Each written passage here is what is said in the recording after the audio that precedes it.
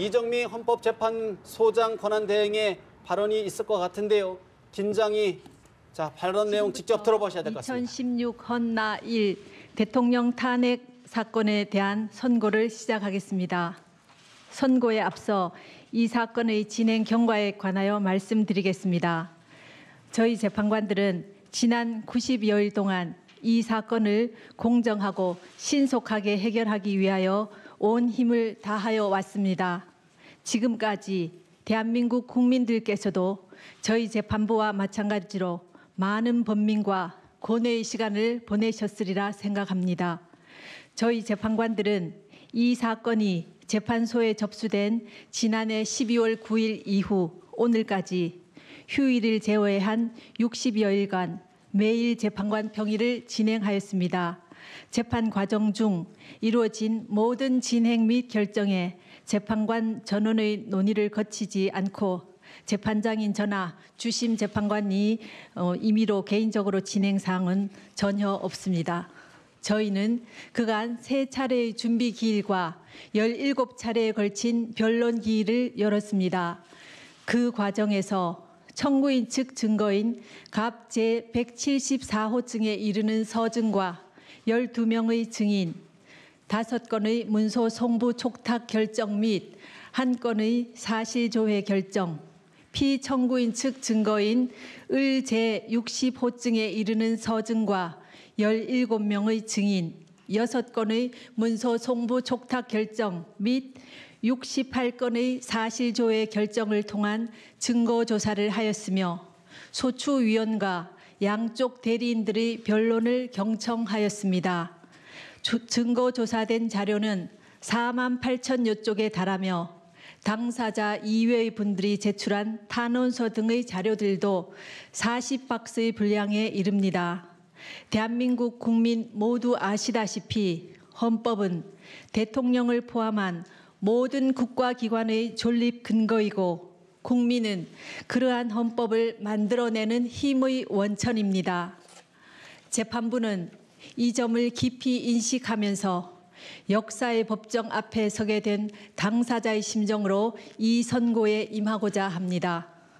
저희 재판부는 국민들로부터 부여받은 권한에 따라 이루어지는 오늘의 이 선고가 더 이상의 국론 분열과 혼란을 종식시키고 화합과 치유의 길로 나아가는 밑거름이 되기를 바랍니다. 또한 어떠한 경우에도 헌법과 법치주의는 흔들려서는 안 될 우리 모두가 함께 지켜가야 할 가치라고 생각합니다. 지금부터 선고를 시작하겠습니다. 먼저 이 사건 탄핵 소추안의 가결 절차와 관련하여 흠결이 있는지 살펴보겠습니다.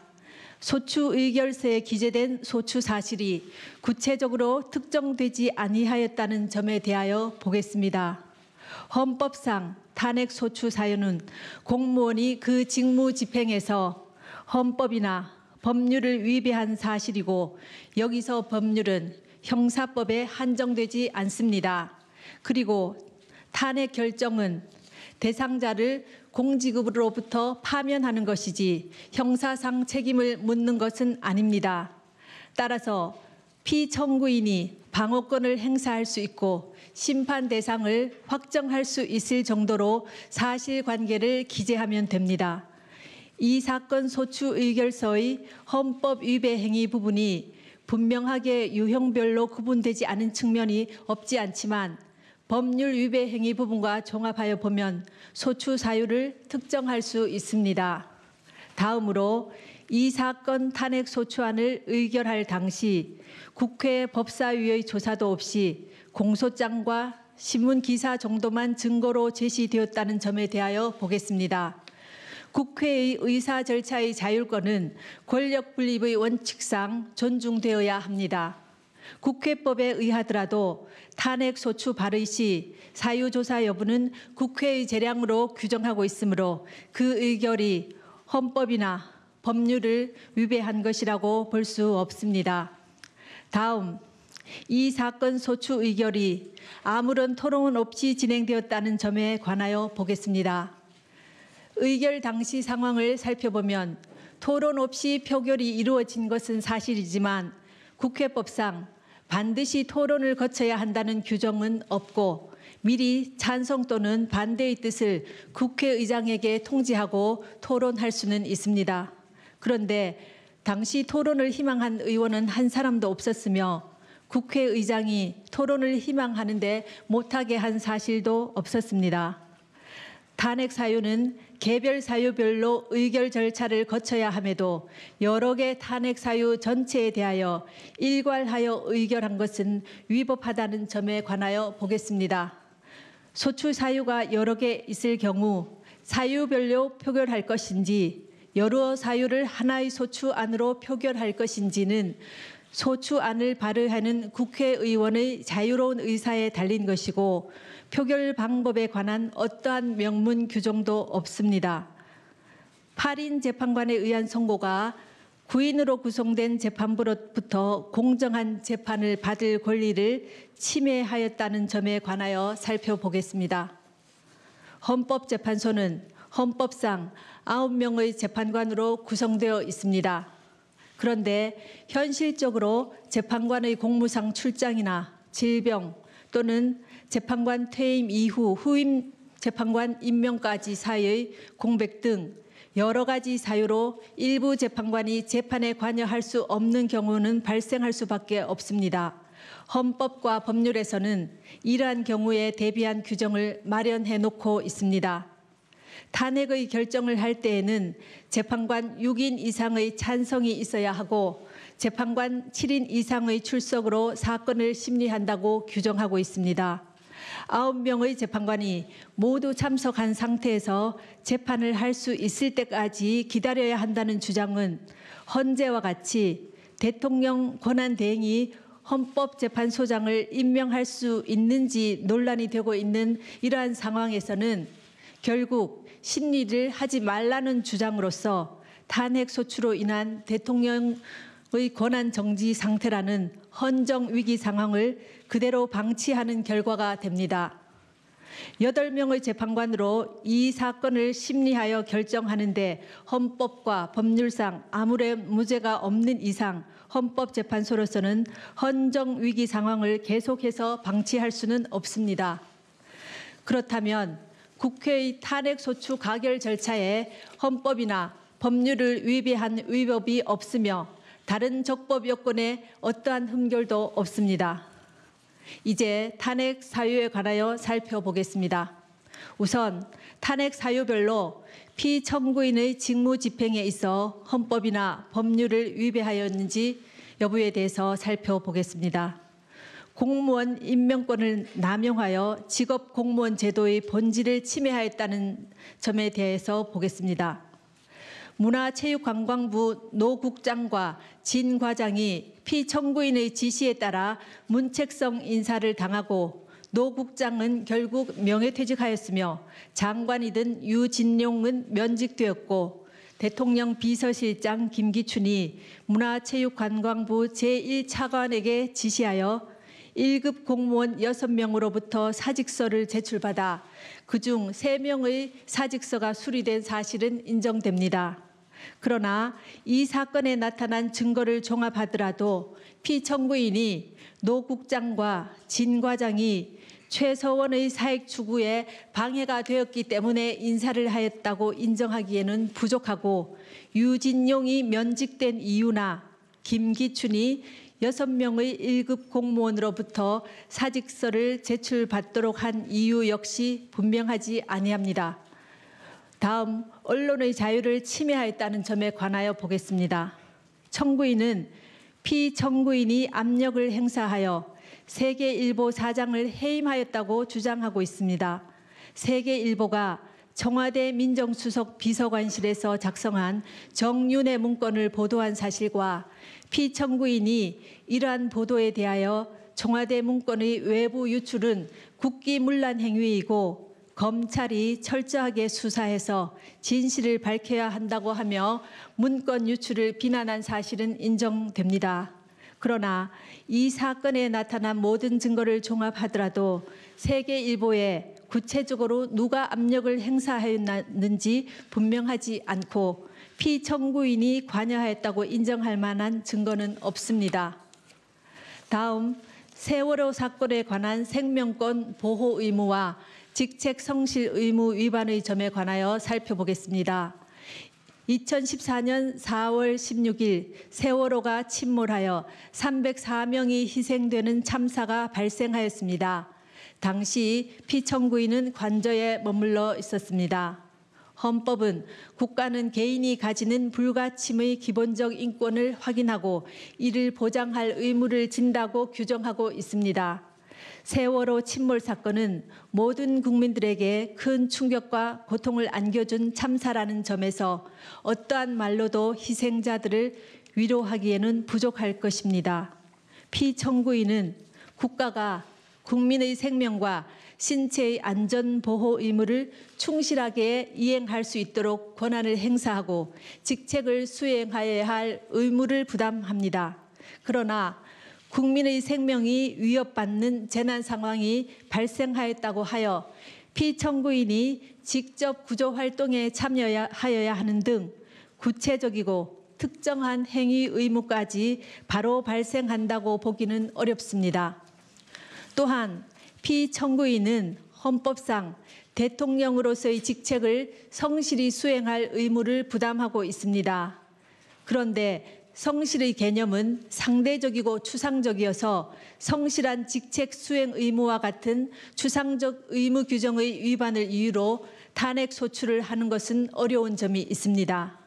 헌법재판소는 이미 대통령의 성실한 직책 수행 의무는 규범적으로 그 이행이 관철될 수 없으므로 원칙적으로 사법적 판단의 대상이 될 수 없어 정치적 무능력이나 정책 결정상의 잘못 등 직책 수행의 성실성 여부는 그 자체로는 소추 사유가 될 수 없다고 하였습니다. 세월호 사고는 참혹하기 그지없으나 세월호 참사 당일 피청구인이 직책을 성실히 수행하였는지 여부는 탄핵 심판 절차의 판단 대상이 되지 아니한다고 할 것입니다. 지금부터는 피청구인의 최서원에 대한 국정 개입 허용과 권한 남용에 관하여 살펴보겠습니다. 피청구인에게 보고되는 서류는 대부분 부속 비서관 정호성이 피청구인에게 전달하였는데 정호성은 2013년 1월경부터 2016년 4월경까지 각종 인사자료, 국무회의 자료, 대통령 해외 순방 일정과 미국 국무부 장관 접견 자료 등 공무상 비밀을 담고 있는 문건을 최서원에게 전달하였습니다. 최서원은 그 문건을 보고 이에 관한 의견을 주거나 내용을 수정하기도 하였고 피청구인의 일정을 조정하는 등 직무 활동에 관여하기도 하였습니다. 또한 최서원은 공직 후보자를 추천하기도 하였는데 그중 일부는 최서원의 이권 추구를 도왔습니다. 피청구인은 최서원으로부터 KD 코퍼레이션이라는 자동차 부품 회사의 대기업 납품을 부탁받고 안종범을 시켜 현대자동차 그룹의 거래를 부탁하였습니다.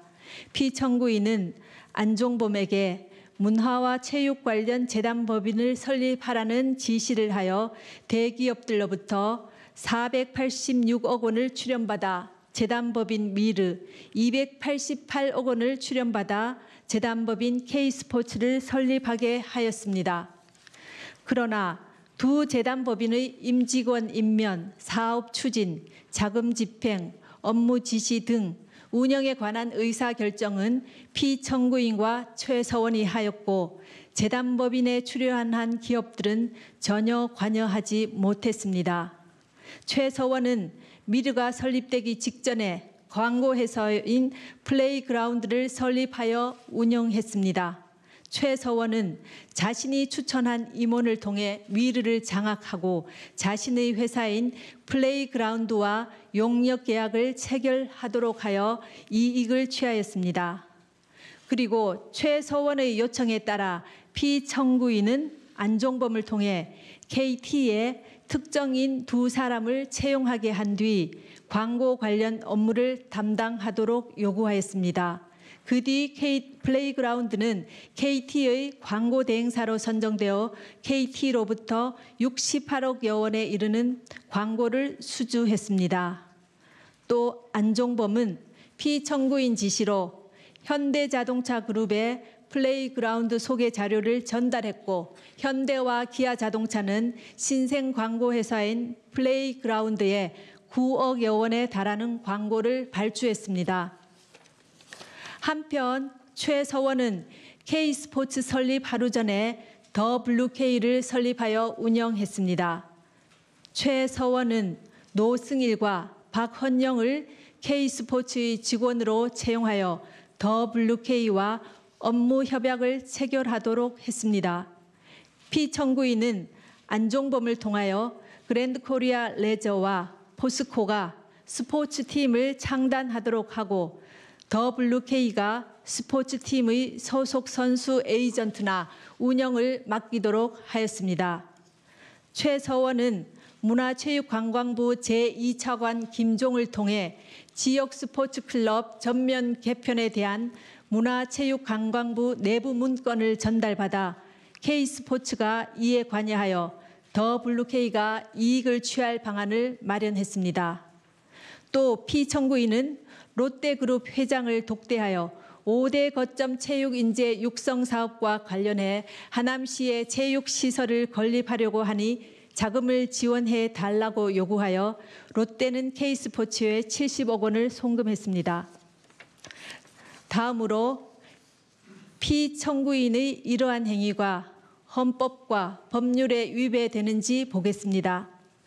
헌법은 공무원을 국민 전체에 대한 봉사자로 규정하여 공익의 실현 의무를 천명하고 있고 이 의무는 국가공무원법과 공직자윤리법 등을 통해 구체화되고 있습니다.